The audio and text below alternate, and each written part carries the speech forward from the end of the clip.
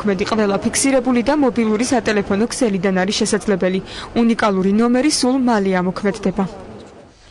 ეთნოგრაფიულმა მუზეუმმა ღვინის ფესტივალს უმასპინძლა. ფესტივალში 25 ქართული ვაზის იშვიათი ჯიშებიდან დაწურული ღვინოები საქართველოს ყველა რეგიონიდან წარმოადგინეს. ფესტივალს გიგი უგულავაც ესტუმრა.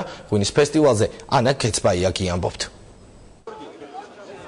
კაცითელი, საფერავი, ცოლიკაური, ალადასტური. ეს იმ ღვინოების არასრული ჩამონათვალია, რომლის დაგემოვნებაც დღეს ეთნოგრაფიულ მუზეუმში მისულ საზოგადოებას შეეძლო. ღვინის ფესტივალი დილიდან როგორც ქართული ღვინის მოყვარულებს, ასევე უცხოელ ტურისტებს მასპინძლობდა. ჩამოდიან უცხოელები და უნდა გაიცნონ ახლოს რა, შეიძლება გადმოცემით კი იცოდნენ, რომ კაი ღვინო არის, კაი ტრადიციების ქვეყანა არის, მაგრამ თვითონ რომ დააგემოვნებს უკვე ის სხვა არის ჩემს აზრით.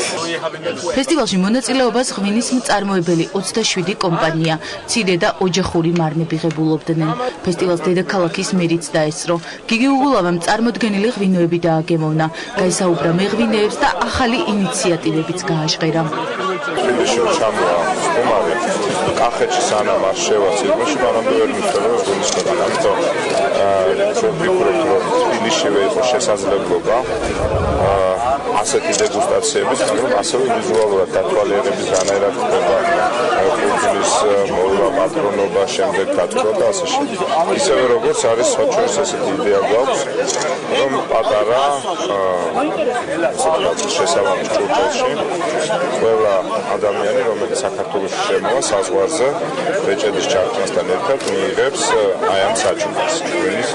იმის ნიშნად რომ მოვიდა და შემოვიდა ღვინის ქვეყანაში. ღვინის ფესტივალზე წარმოდგენილი იშვიათი ქართული ვაზის ჯიშისგან დაწურული სასმელი ღვინის კლუბის სპეციალურმა ჟიურიმ შეარჩია. ქართულ ბაზარზე საკუთარი ადგილის დასამკვიდრებლად ფესტივალში მონაწილეობა განსაკუთრებით ოჯახური მარნებისთვისაა მნიშვნელოვანი. ღვინის კლუბის და დედაქალაქის მერიის მიერ გამართულ ფესტივალს ეთნოგრაფიული მუზეუმი უკვე მესამე წელია მასპინძლობს.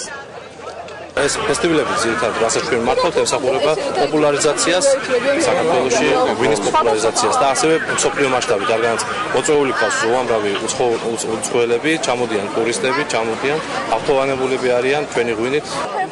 ღვინის ფესტივალის ჩატარების მიზანი ქართული ღვინის ცნობადობის გაზრდა და პოპულარიზაციაა. ღონისძიება ყველა მეღვინეობის ტრადიციების მქონე ქვეყნებში იმართება. საქართველოში კი მორიგი ფესტივალი ღვინის მოყვარულებს მომავალი წლის მაისში უმასპინძლებს. სოფელ ნაფარელში კი გამტკიცულაშვილების მარანში ქვევრები